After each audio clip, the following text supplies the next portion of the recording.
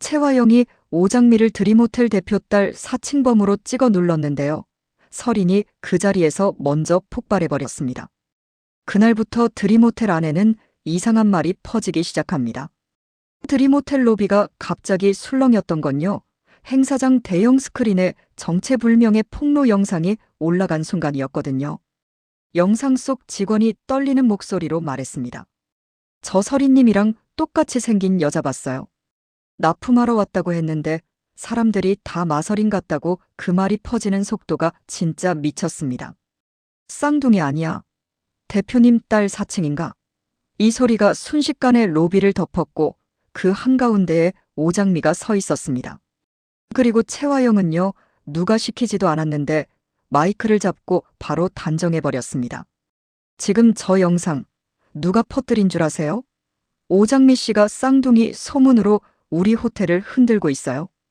그 말이 떨어지자마자 마설이는 발끝부터 얼어붙었고 설이는 이성을 먼저 잃었습니다. 너 뭐야? 내가 그 소문 퍼뜨렸지? 내 이름 팔아서 뭐 얻으려고? 설인이 오장미 쪽으로 달려들 듯 다가가는데요. 오장미는 한 발도 물러서지 않고 설인을 바라봤습니다. 그 순간 채화영이 뒤에서 아주 다정한 척 설인을 안아 끌어내리며 수습하는 척을 했습니다. 설인아, 엄마가 알아서 정리할게. 내가 이렇게 화내면 내가 손해야. 그리고 오장미 쪽으로 고개를 아주 살짝 숙였죠. 오장미 씨, 불편하셨죠? 제가 책임지고 정리하겠습니다. 그 정리가 사과가 아니라 제거라는 걸 오장미는 채화영 눈빛에서 바로 읽었거든요. 한 줄 요약하면요.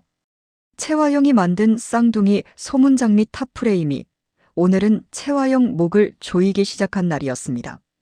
이 난리가 터지기 전날 아침부터 채화영은 이미 사람을 무너뜨리는 방식을 골라놓고 있었어요. 채화영은 이강혁을 불러앉히더니 서류 몇 장을 탁 밀었습니다. 제목부터가 섬뜩했거든요. 목격자 진술서 확인서 동일인 외모 확인. 거기엔 호텔 직원 이름이 적혀 있었고 내용은 더 노골적이었습니다. 마설인과 동일 외모의 여성이 드림호텔에 출입함. 해당 여성은 오장미로 진술함.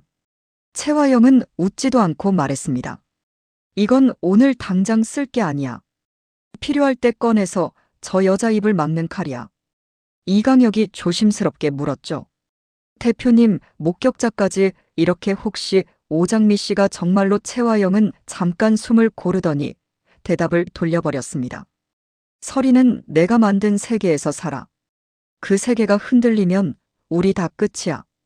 채화영은 오장미가 누구인지보다 사람들이 쌍둥이라는 말을 입에 올리는 순간 생길 균열을 더 무서워했거든요. 그래서 이강혁에게 마지막으로 딱 한마디를 박았습니다. 소문이 아니라 서류로 죽여.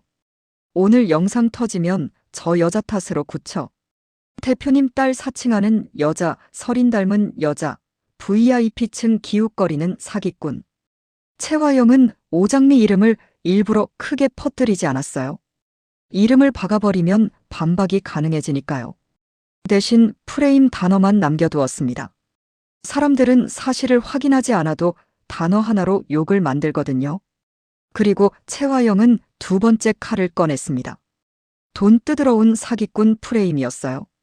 반찬 납품에 딱 맞춰 가짜 컴플레인이 터졌습니다. 도시락 먹고 속이 안 좋아요. 재료가 이상해요. 똑같은 말이 다른 번호로 다른 시간대에 연달아 들어왔는데요. 오장미는 처음엔 자기 탓이라고 생각했습니다. 내가 부족했나, 내가 들켰나 그 죄책감이 제일 먼저 올라오더라고요. 하지만 오복길이 딱 잘라 말했죠. 장미야, 이건 음식 문제가 아니야. 누가 너를 문제로 만들고 있어. 오장미는 그 말에 웃어넘기려다 정숙희 얼굴을 보고 멈췄습니다. 정숙희는 5살 아이처럼 멍한 눈으로 반찬을 섞다가도 어떤 단어에만 유난히 반응하거든요. 그날 정숙희는 누가 설인이라고 말하자 숟가락을 떨어뜨리고 한참을 울먹였습니다. 오장미는 가슴이 철렁 내려앉았어요. 내가 흔들리면 엄마도 흔들린다. 그걸 깨닫는 순간 오장미는 더 이상 도망칠 수가 없었거든요. 최화영은 바로 그 틈을 노렸습니다. 최화영은 서린방에 들어가 요즘 무서운 얘기 들었어라고 말했습니다. 너 닮은 여자가 너를 노린대. 서린은 비웃었지만 최화영은 서린의 자존심에 칼을 꽂았죠. 그런 애들이 제일 먼저 하는 게 뭔지 알아?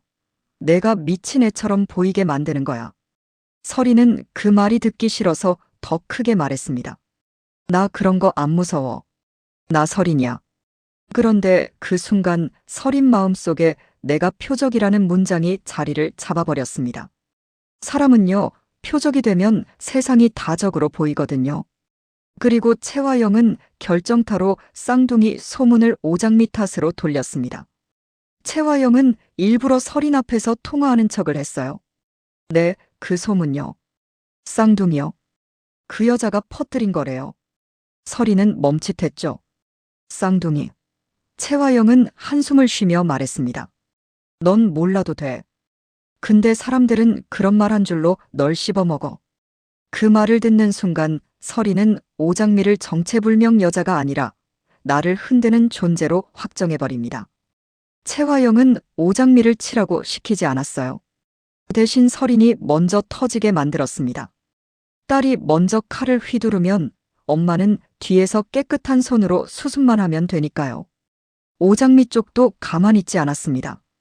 오장미는 강백호를 찾아갔는데요. 강백호는 변호사답게 감정부터 달래지 않았습니다. 장미야, 지금 중요한 건 억울함이 아니라 흔적이야. 누가 시작했는지 증거가 있어야 해. 오장미는 침을 삼켰습니다. 증거 만들 수 있어요?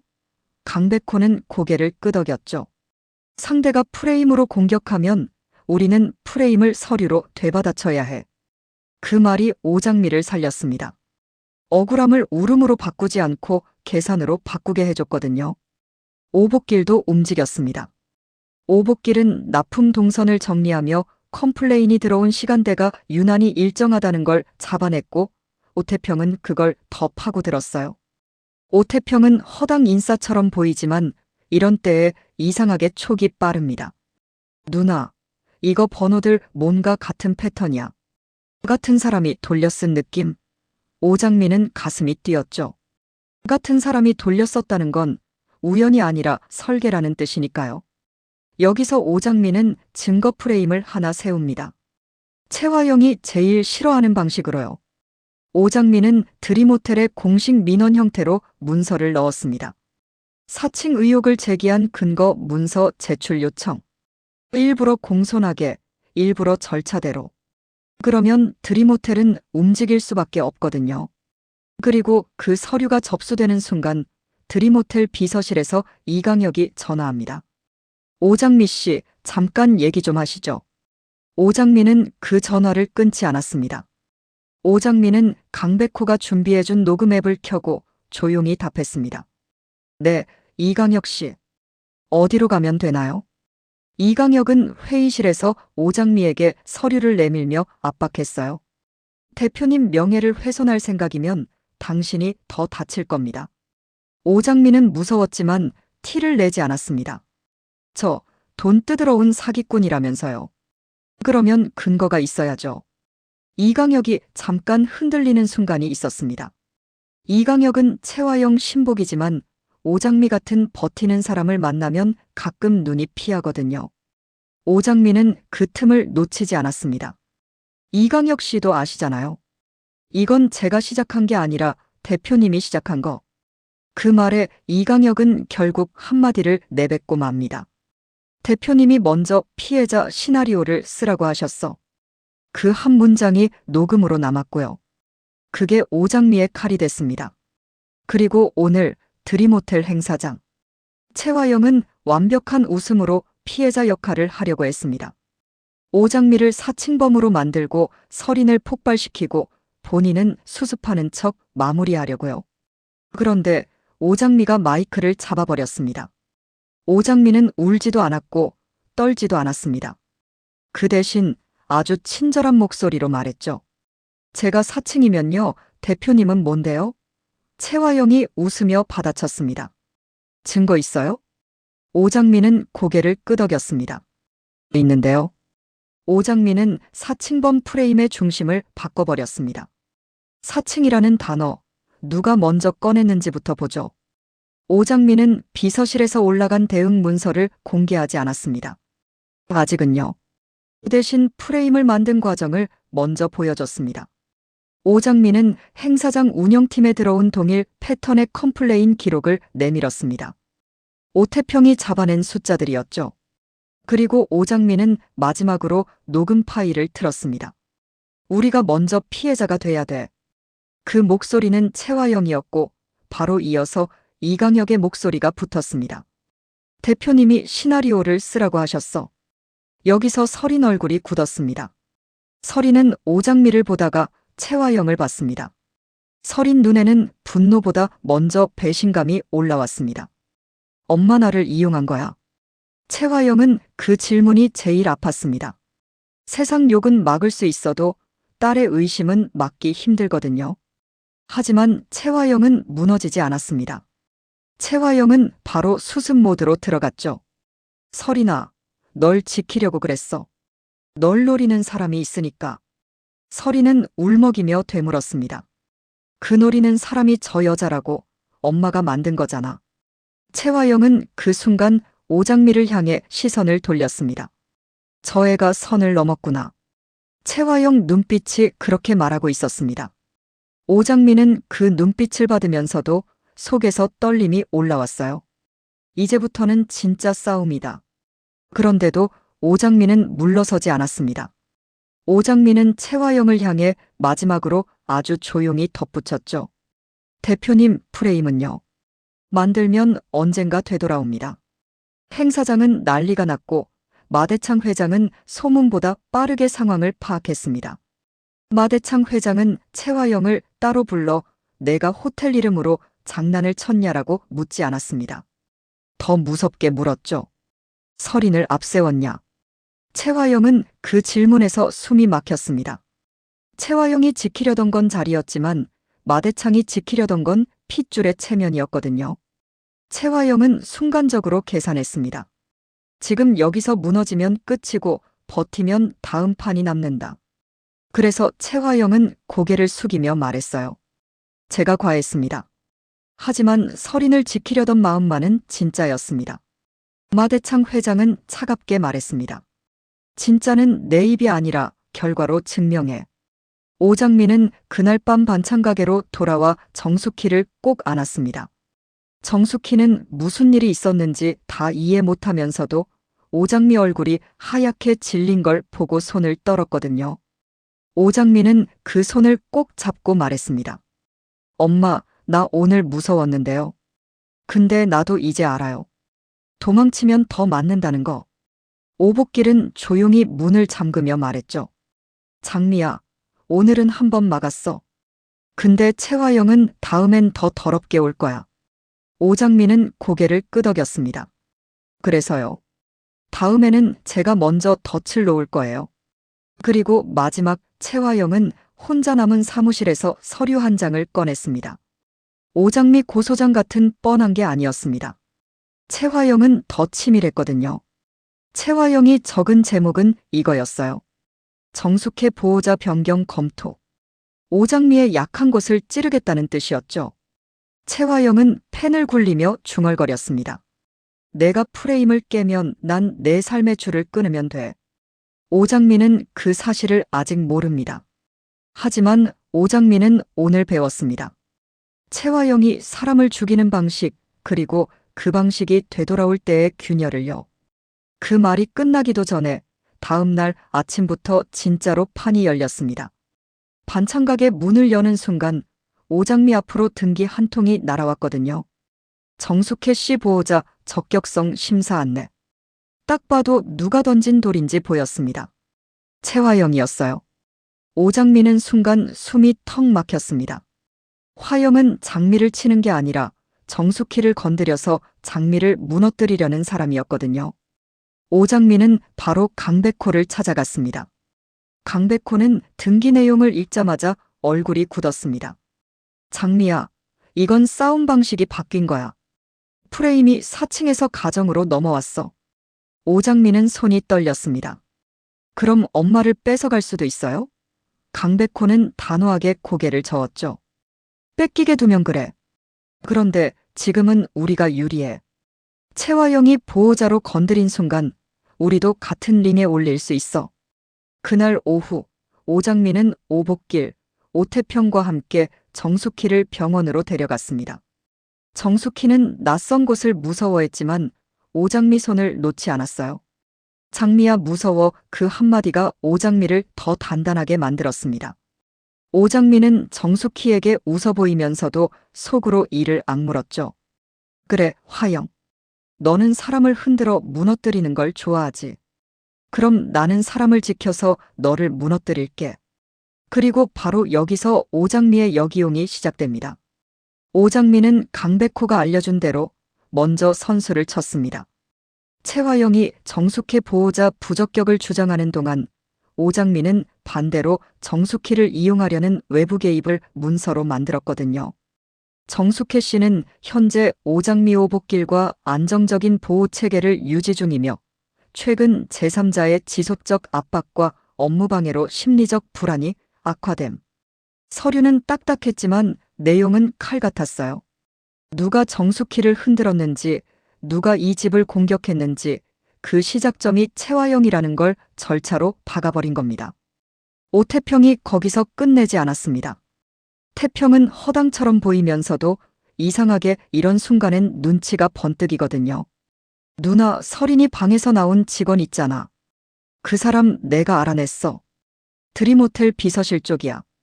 오장미는 바로 그 이름을 적어뒀습니다. 그리고 그날 밤 오장미는 이강혁에게 전화를 걸었습니다. 이강혁 씨, 대표님이 진짜 원하는 게 뭐예요? 저를 감옥 보내는 거예요? 아니면 우리 엄마를 뺏는 거예요? 이강혁은 잠깐 침묵하다가 낮게 말했죠. 대표님은 설인 양이 흔들리는 걸 못 견다. 그러니까 흔들리는 원인을 뽑아버리려는 거야. 오장미는 그 말을 듣는 순간 오히려 마음이 차분해졌습니다. 그래. 결국 열쇠는 설인이다. 다음 날 설인은 드림호텔 라운지에서 혼자 앉아 있었습니다. 행사장 난리 이후로 설인은 엄마가 날 이용했다는 생각과 그래도 엄마는 엄마다라는 생각이 부딪히고 있었거든요. 그때 오장미가 설인 앞에 앉았습니다. 설인은 날카롭게 쏘아붙였죠. 너 또 왔어? 너 진짜 뭐야? 오장미는 설인을 자극하지 않았습니다. 그 대신 아주 조용히, 아주 천천히 말했어요. 나도 내가 뭔지 모르겠어서 여기까지 왔어. 근데 너는 알아야 해. 내 엄마는 너를 지키는 게 아니라 너를 앞에 세우는 사람이야. 설인은 반사적으로 부정했지만 눈빛이 흔들렸습니다. 닥쳐. 우리 엄마 그런 사람 아니야. 오장미는 더 세게 밀지 않았습니다. 대신 설인에게 한 가지만 물었습니다. 설인아, 너 어제 내가 화낸 거 내가 원해서였어? 아니면 엄마가 만들어준 감정이었어?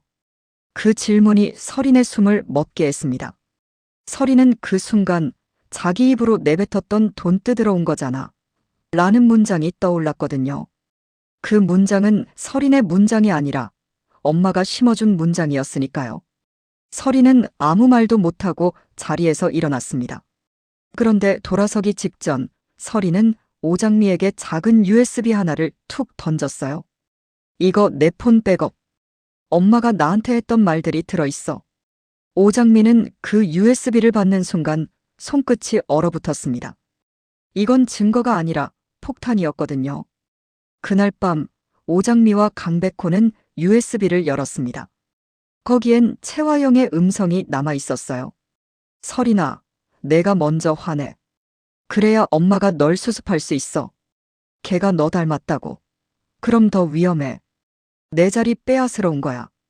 오장미는 화면을 보면서도 숨을 제대로 못 쉬었습니다. 분노도 있었지만 이상하게 설인이 더 불쌍했거든요. 설인도 장난감이었구나. 오장미는 그때 결심했습니다. 화영을 무너뜨리는 방식은 화영이 만든 프레임을 깨는 게 아니라 화영이 가장 자랑하던 엄마 가면을 찢어버리는 거라고요. 그리고 며칠 뒤 마대창 회장이 직접 소집한 자리에서 오장미가 들어섰습니다. 최화영은 끝까지 태연한 척했죠. 회장님, 오장미가 우리 가족을 갈라놓으려는 겁니다. 정숙혜 씨 거는 제가 오히려 보호하려고. 그때 오장미가 말을 잘랐습니다. 보호요. 대표님은 보호가 아니라 통제였잖아요. 마대창 회장이 눈을 좁혔고 최화영이 웃으려다 굳었습니다. 오장미가 차분하게 USB를 올려놓았거든요. 이건 설인이 준 겁니다. 대표님이 설인을 어떻게 운영했는지 그대로 들어있어요. 최화영이 숨을 들이쉬는 순간 음성이 흘러나왔습니다. 설인아, 내가 먼저 터져. 엄마가 수습할게. 쌍둥이 소문? 그 여자가 퍼뜨리는 거래. 마대창 회장의 얼굴에서 피가 싹 가셨습니다.